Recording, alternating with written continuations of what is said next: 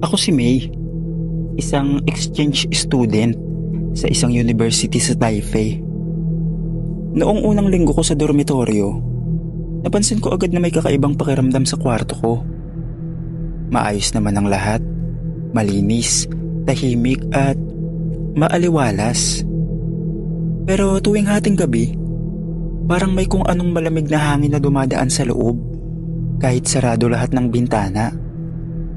Isang gabi, habang nag-aaral ako, narinig ko ang mahihinang yabag sa hallway. Inisip kong isa lang sa mga roommate ko. Pero nang silipin ko, walang tao. Bumalik ako sa pag-aaral. Pero may biglang kumalabog sa cabinet ko. Pagbukas ko, wala namang laman, kundi damit ko. Kinagabihan, habang natutulog ako, nagising ako sa bigat ng dibdib ko.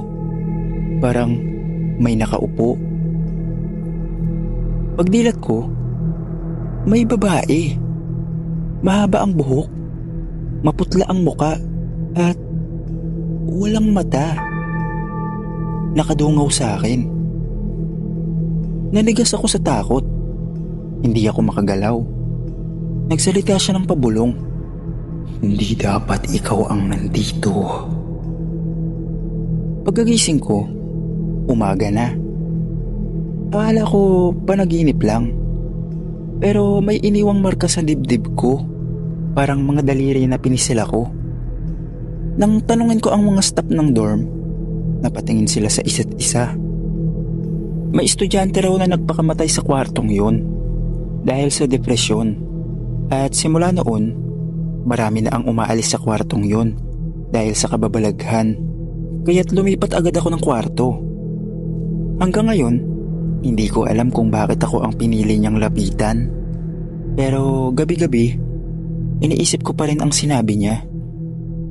Hindi dapat ikaw ang nandito.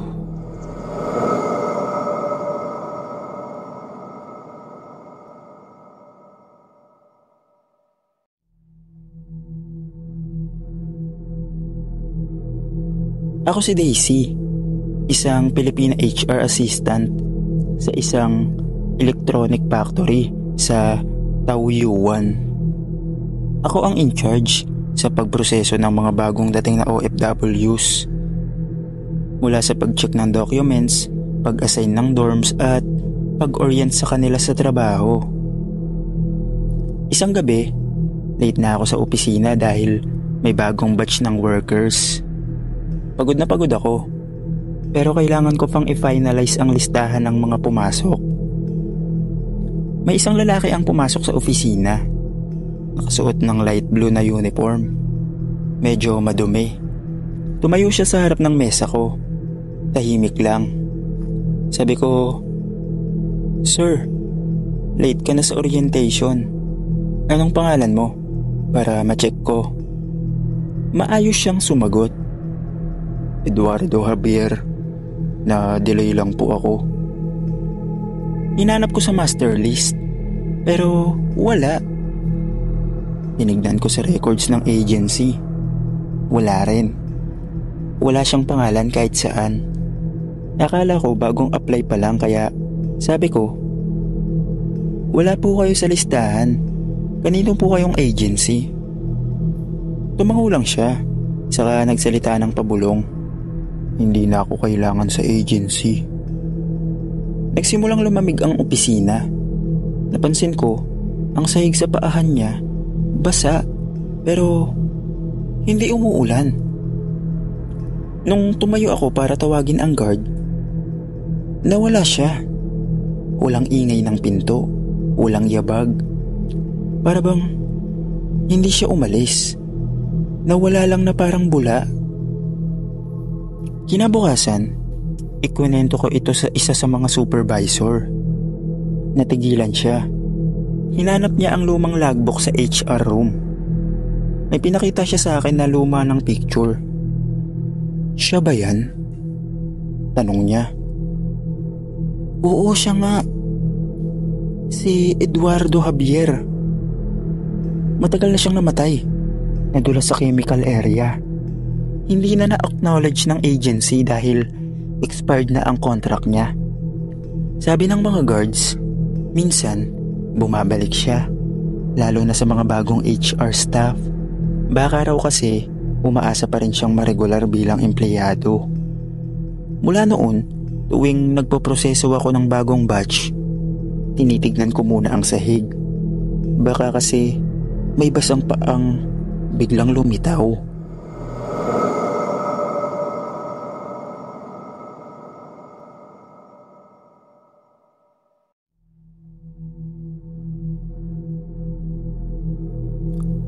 Ako si Rosalie, isang factory worker sa Taichung. Tuwing day off ko, sinusubukan kong mamasyal para hindi ako ma-homesick. Noong isang buwan, niyaya ako ng mga kaibigan kong kapwa ko OFW, sina Joanne at Carla, na sumama sa hike sa Yushan. Sabi nila, magandang view daw. Makarelax lang kami kahit isang araw. Nang makarating kami sa base camp, napansin kong parang may kaba sa mga lokal. May isang matandang babae ang nag-abot sa akin ng pulang tali. Pinanggayan. Kung makarinig ka ng babaeng umiiyak, huwag mong sundan, huwag mong titigan. Napangiti lang ako. Isang OFW na galing sa baryo. Sanay sa mga kwentong ganyan. Pero hindi ako naniniwala. Hindi, noon. Habang papataas kami, nagsimula nang bumigat ang pakiramdam ko. Walang hangin, pero malamig. Parang may nagmamasid. Sa campsite, habang natutulog ang mga kasama ko, nagising ako sa mahinang hikbi. Sa una, inakala kong si Carla lang na namimiss ang pamilya niya. Pero nung sinundan ko ang tunog, nakita ko ang isang babae. Nakatayo sa gilid ng bangin, nakaputi, basang-basa ang damit, nakalugay ang buhok. Nakaluhod siya at umiiyak. Tulong, nawawala ako. Lalapitan ko na sana, pero napansin ko, wala siyang anino at ang paa niya'y nakalutang sa lupa. Naalala ko ang babala ng matanda. Hawak-hawak ko ang pulang tali. Agad akong umatras. Nagdasal ako ng taimtim. Nang balikan ko ang tent, nakita kong si Joanne ay umiiyak sa isang sulok. Sabi niya, may umakap daw sa kanya sa dilim. Yakap na parang yelo sa lamig. Si Carla naman, may galos sa braso. Pagbalik namin, nagsaliksik ako. May kwento raw ng isang babaeng OFW rin ang nawala sa Yushan. Mga taon na ang nakaraan. Di na nakita kahit kailan. At simula noon, may nagpaparamdam na ng babae sa mga hikers, lalo na sa kapwa Pilipina.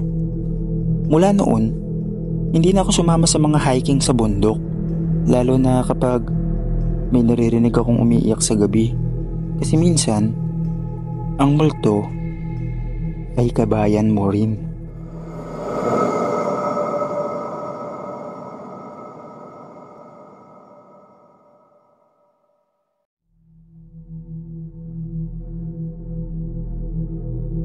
Ako si Laila, naka-assign sa night shift ng help desk ng isang electronic company sa Taipei. Ako ang in charge kapag may emergency concern ng mga factory workers, injury, incident reports, o minsan homesick lang na gustong may makausap.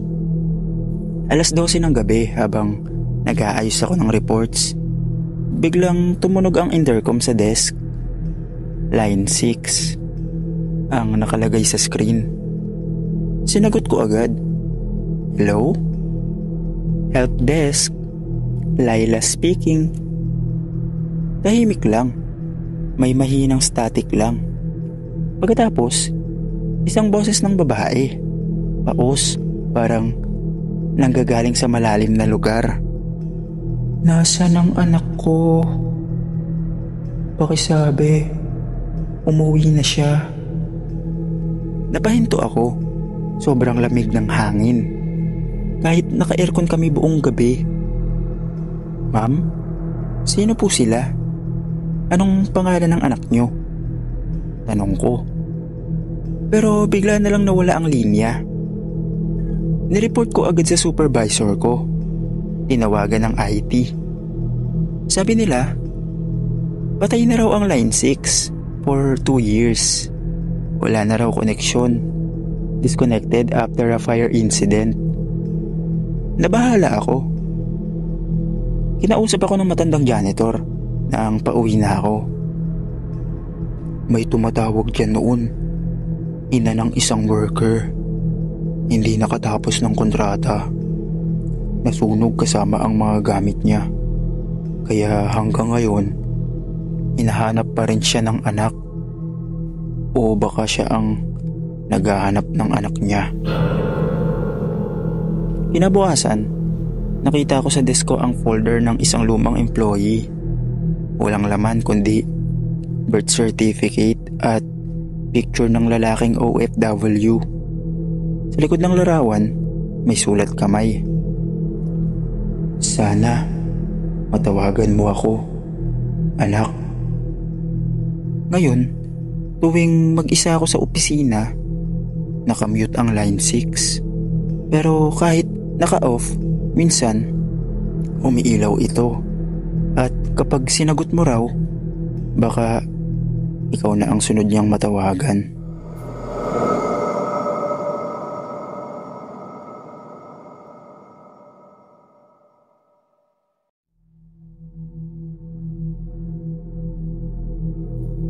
Ako si Mark Nell, isang machine operator sa isang textile factory sa Miaoli, Taiwan. Night shift ako palagi, alas 10 ng gabi hanggang alas 6 ng umaga. Tahimik ang trabaho, pero pagdating ng kalagitnaan ng gabi, minsan may mga hindi maipaliwanag na pangyayari.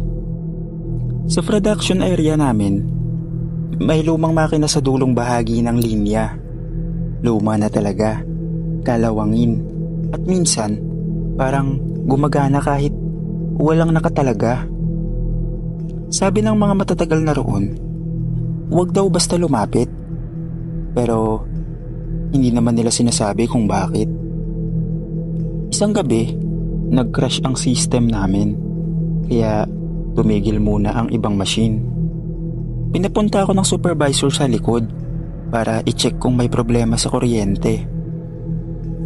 Pagdaan ko sa lumang makina, biglang umandar ito ng kusa.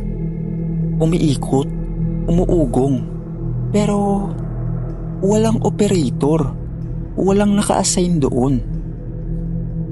Napatingin ako. Sa ibabaw ng makina, may nakaupong babae. Nakaputi at duguan ang damit. Parang kinulayan ng itim ang buong mukha niya. At kahit malayo ako, ramdam kong nakatingin siya sa akin. Napaatras ako.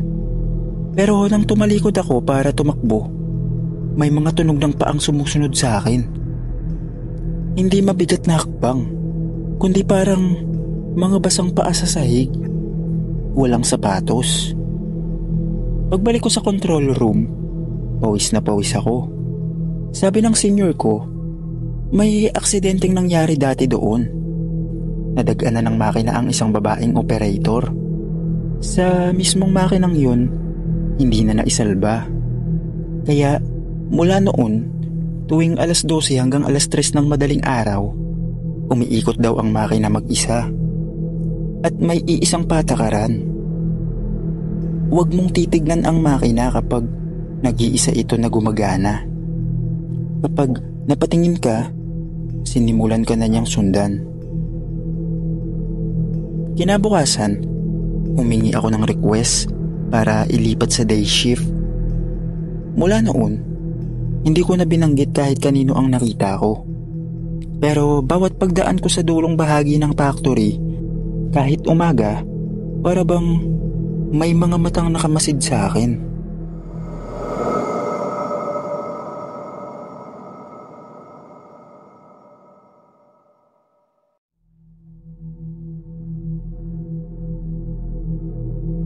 Ako si Leslie, bagong hire staff sa isang malaki at medyo lumang factory sa Kaohsiung.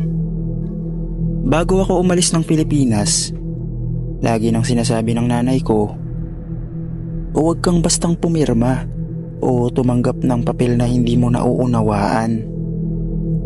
Hindi ko agad naintindihan ang babala niya hanggang sa nangyari to. Buwan ng Oktubre, may bagong batch ng OFWs na dumating. Ako ang naka-assign sa pag-asikaso ng mga kontrata. Isa-isa silang pumirma. May isa akong napansin. Isang lalaking tahimik lang sa gilid, nakayuko. Hindi ko siya nakita sa orientation, pero nandun siya sa pila. Akala ko late siyang dumating. Name po, tanong ko. Hindi siya sumagot. Dahan-dahan niyang inabot ang papel. May pangalan, Marco Peña. Pero walang birth date, walang agency, walang kahit anong detalye. Sir, kulang po itong form. Di ko po pwedeng iproseso to. Tumango lang siya. Bigla niyang inabot ang ballpen ko at mabilis na pumirma sa kontrata. Gamit ang kaliwa, mabilis, parang sanay na sanay. Napansin ko, malamig ang kamay niya nang madikit sa mga daliri ko. Pagtingin ko sa papel, basa, para bang may patak ng tubig sa itaas ng bahagi. Paglingon ko para ibalik ang papel, wala na siya. Nagtanong ako sa main HR admin. Sabi niya, "Si Marco? Nako, hindi ka namin nababalaan." Ayon sa kwento, si Marco ay isang dating OFW roon. 6 na taon na ang nakakalipas. Namatay siya sa isang aksidente. Nalaglag sa elevator sa mismong HR building. Wala raw tamang papeles noon. Namatay na off the record. Mula raw nung mamatay siya, minsan lumalabas ang kontratang may pirma niya. Wala naman daw nagbigay. Wala ring physical copy na nasave sa system. Pero minsan, kapag sinubukan nilang sunugin ang kontrata, hindi nasusunog. Kaya mula noon, tuwing may pipirma sa harap ko, tinitignan ko muna ang mata. Baka may isang nakatago sa likod ng mga pirma. Umaasang mapasama rin sa listahan ng mga buhay. Dahil minsan, ang kontrata hindi lang para sa trabaho.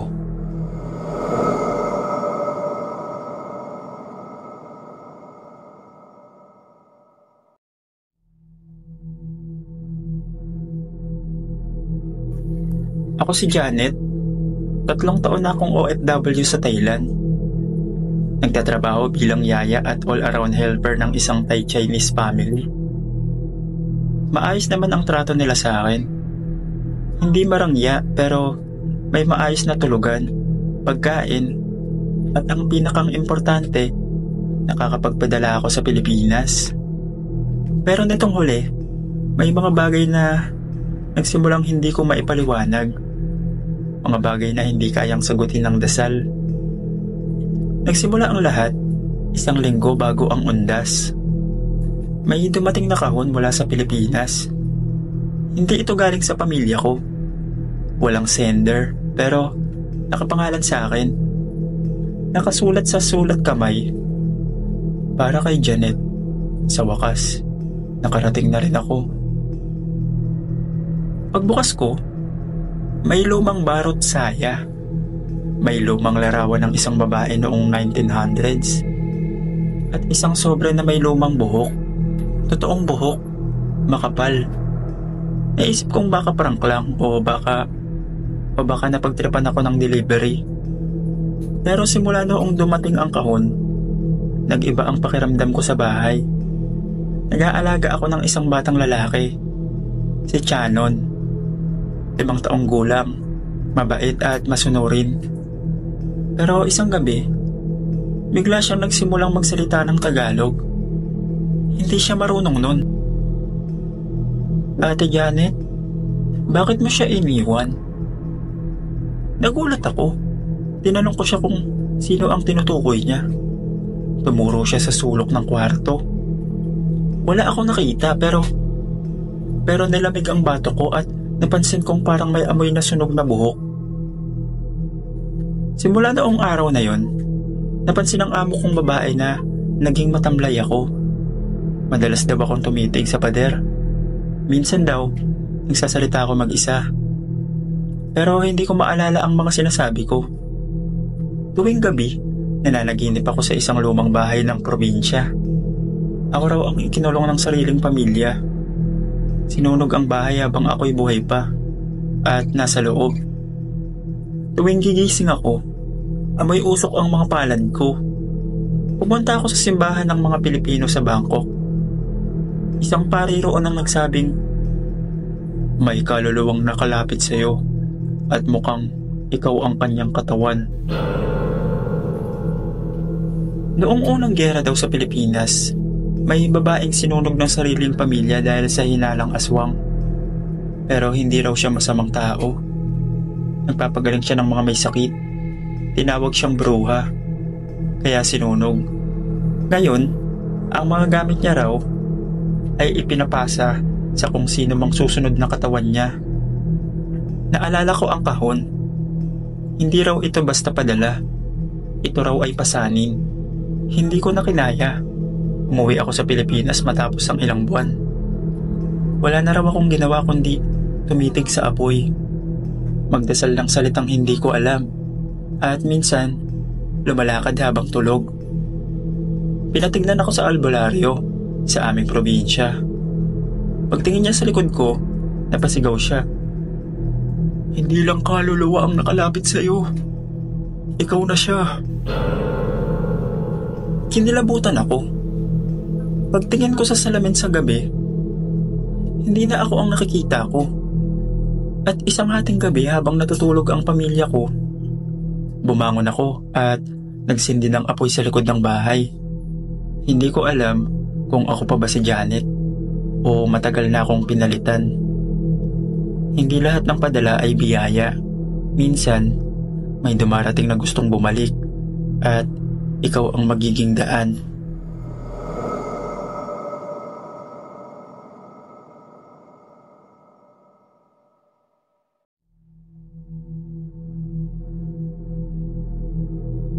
Ako si Elaine, freelance photographer.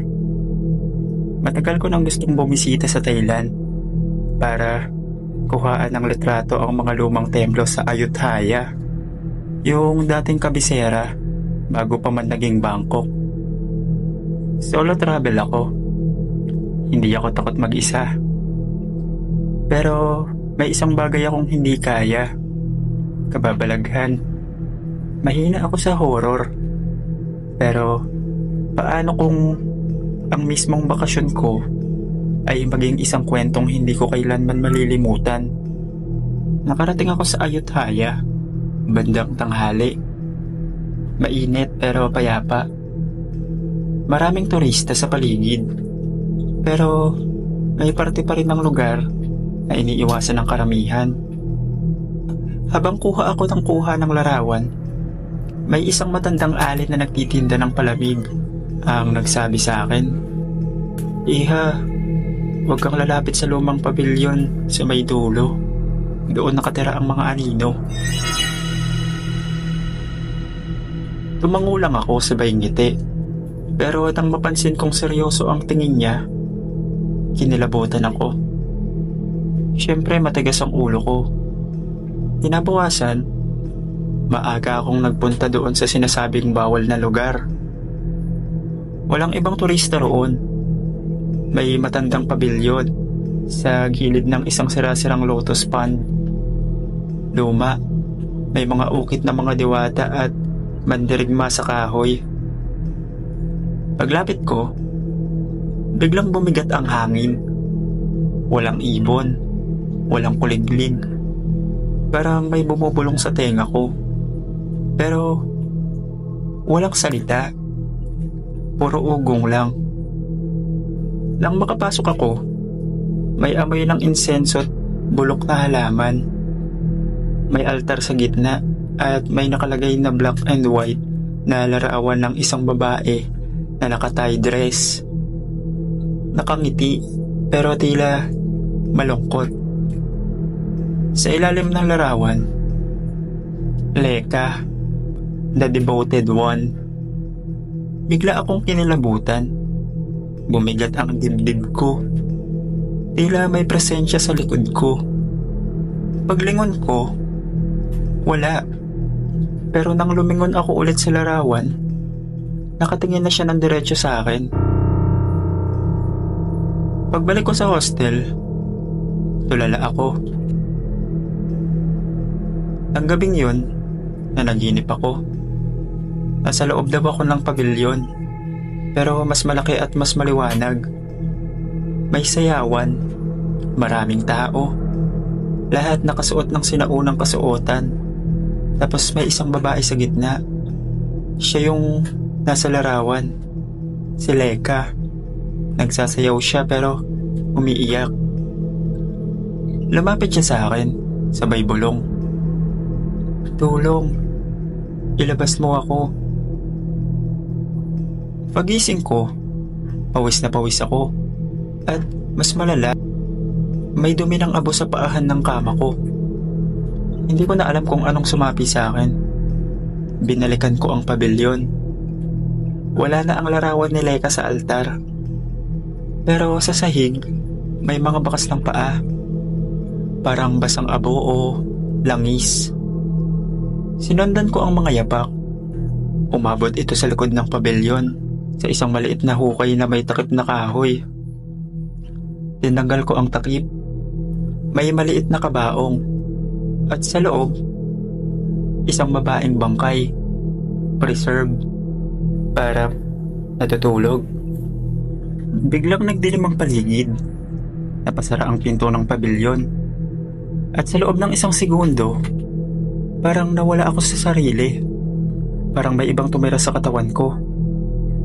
Nagising ako kinabukasan sa isang lumang bahay. May mga damit na hindi akin. May mga larawan sa dingding ang isang pamilyang Thai. At ako ang babae sa larawan. Naka-tie dress. Nakangiti. May matandang lalaki na lumapit at tumawag sa akin. Leka, gising ka na rin sa wakas. Hindi ako makagalaw. Hindi ako makapagsalita. Pero sa salamin, hindi ko na mukha ang nakikita ko. Nakita raw ako ng mga pulis na wala sa sarili. Paikot-ikot sa Ayutthaya ruins. Dinala ako sa ospital. Pero hindi ako nagsasalita. Nang balikan nila ang pabilyon, wala raw bangkay. Wala ring larawan si Leka. Pero may natagpuan silang memory card ng camera ko. Sa huling litrato, isang selfie. Ako, naka-tie dress, nakangiti sa pabilyon. Sa likod ko, nakasabit sa poste ang katawan ko.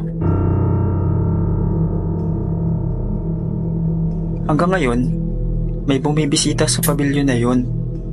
Tuwing dapit hapon, laging babae, laging nakangiti, laging pamilyar ang muka pero hindi siya bumabalik.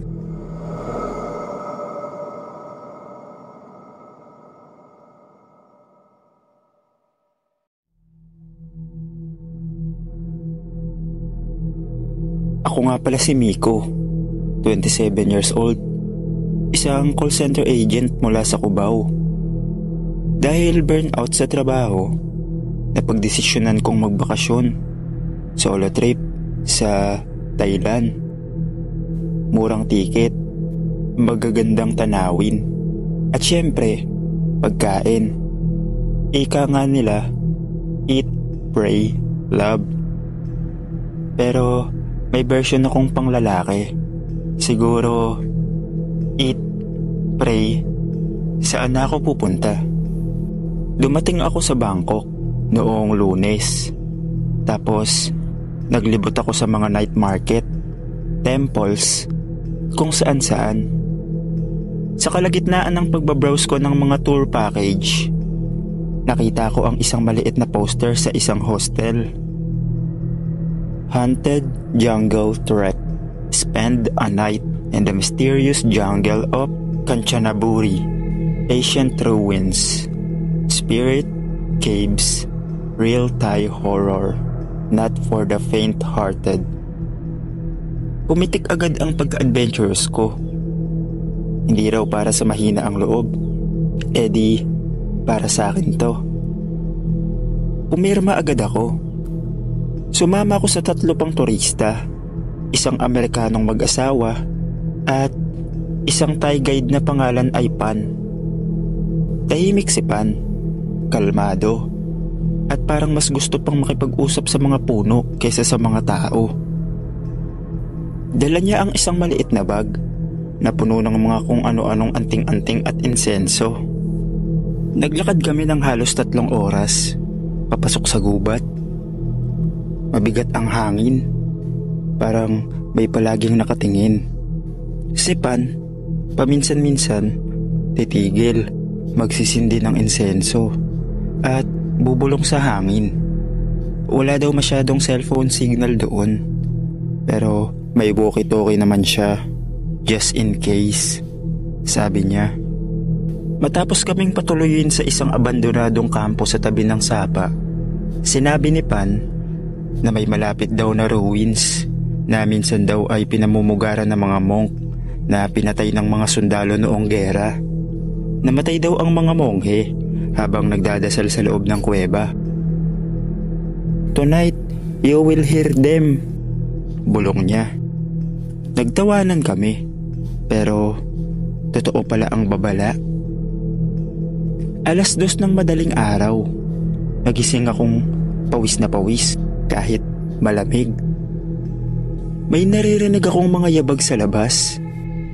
Hindi normal, mabagal, paulit-ulit. Pakiramdam ko ay may paikot-ikot sa tent ko. Akala ko'y hayop lang. Pero nang sumilip ako sa zipper, may nakita akong mga paa.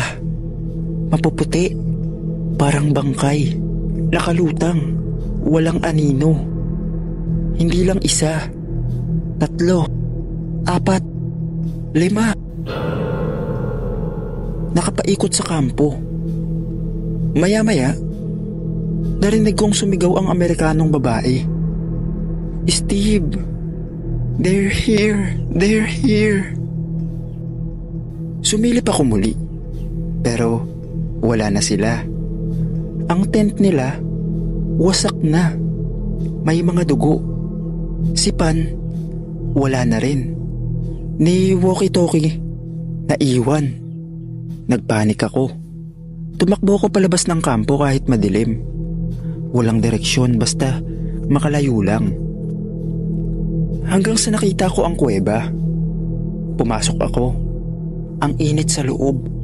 May ilaw na galing sa mga lumang sulok. At may mga taong nakaupo sa loob. Nakapabilog sila. Mga monghe. Pero iba ang kulay nila. Ang itim ng mga mata. At may mga itim na balot sa ulo. Nang lumingon sila sa akin, sabay-sabay silang nagdasal. Isang dasal na hindi ko maintindihan. Pero nararamdaman kong ako ang dinadasalan nila. Umatras ako. Gusto kong tumakbo pero hindi ako makagalaw. May malamig na kamay na humawak sa batok ko.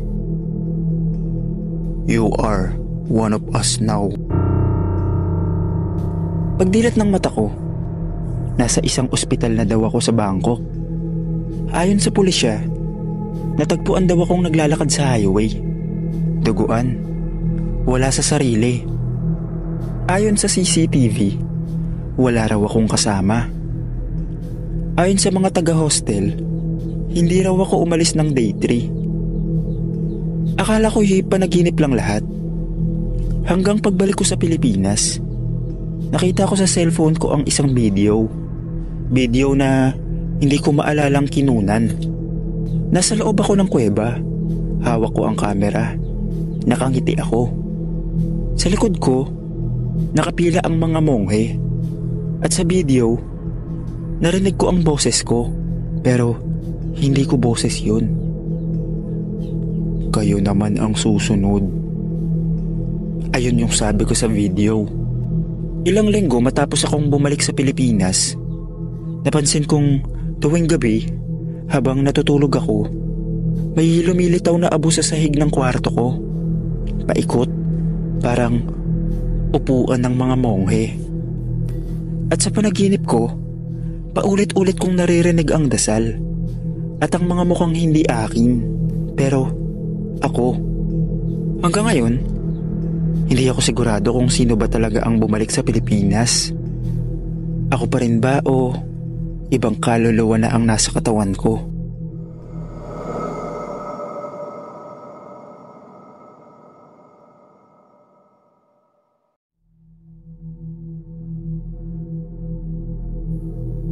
Tawagin niyo na lang akong RD. Nagtatrabaho ako bilang hotel staff dito sa Chiang Mai. Minsan, tuwing day off, umaakyat ako sa mga bundok para mag-unwind. Hilig ko talaga ang mga solo trip.